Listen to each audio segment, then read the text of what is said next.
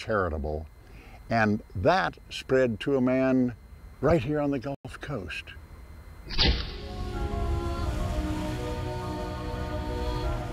He was the marketing mastermind behind some of Hollywood's biggest blockbusters. Scott Neeson lived the life that some dream of. It was a great life because I was traveling first class to Paris, Germany, Tokyo, and to South America.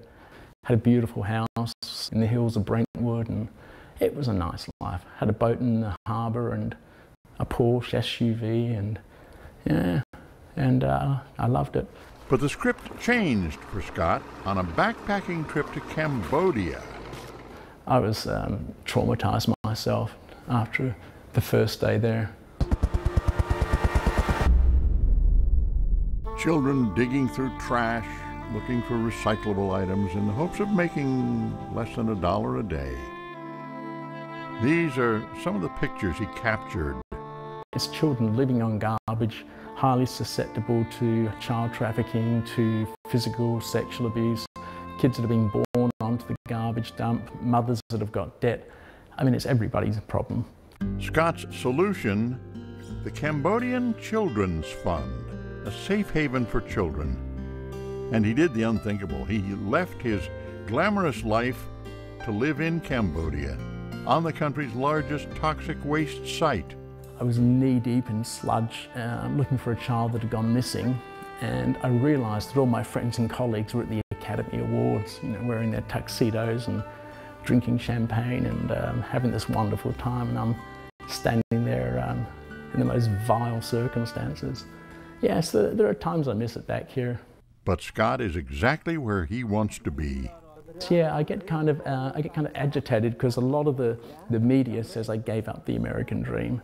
And it's not true, I didn't give it up at all. I mean, for me to be able to go from Hollywood to open up this organisation in Cambodia and to get support contributions from people in America that can sustain it, I mean, that to me is embracing the American dream.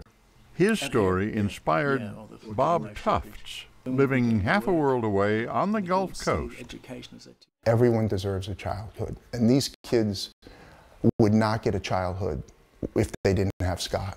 There would be no childhood. They would be sold, they would be rented, they would die.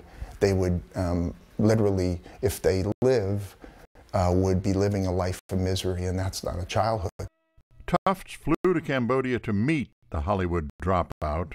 I was, you know, lock, stock, and barrel when I first met him. You can never get these kids out of your mind. You know, you just can't. You think of them every day. The transition from garbage picker to Cambodian Children's Fund student is astounding.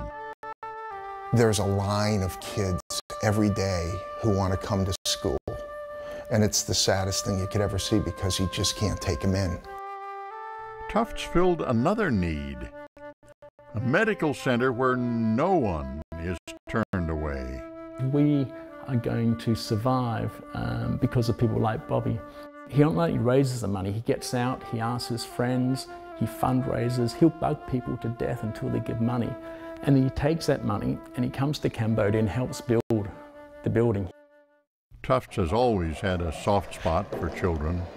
Mr. Spear, that's who I am. To fill a void when his kids left home, he became a big brother to a boy named Anthony. And sometimes it's the quietest that I am is when I'm with Anthony, because he tends to be quiet, which is good for me. Don't let the silence fool you, if it's playing video games or lessons in golf. All right, let's get out there and hit some balls. Swaying back a little bit. Nice, good hit. That was better. What Tufts is doing speaks volumes. It's cool. It's another, like, parental figure in my life. I certainly have a lot of negatives, and so this whole rationalization of trying to be a good person and giving back compared to some of the crazy things that I've done in my life, it helps me live with myself. He too has redefined his American dream. That it's not about material things. But the work is far from over. Yeah. Hey.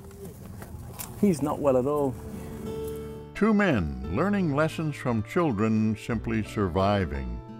The kids taught me that what really matters, even though they have nothing material, they think they're the luckiest children in the world. There's more joy in these children than I think anywhere else. What's amazing is what you get back. You know, you always get it back tenfold from what you're doing, no matter what it is. A storyline that started in Hollywood and continues to unfold.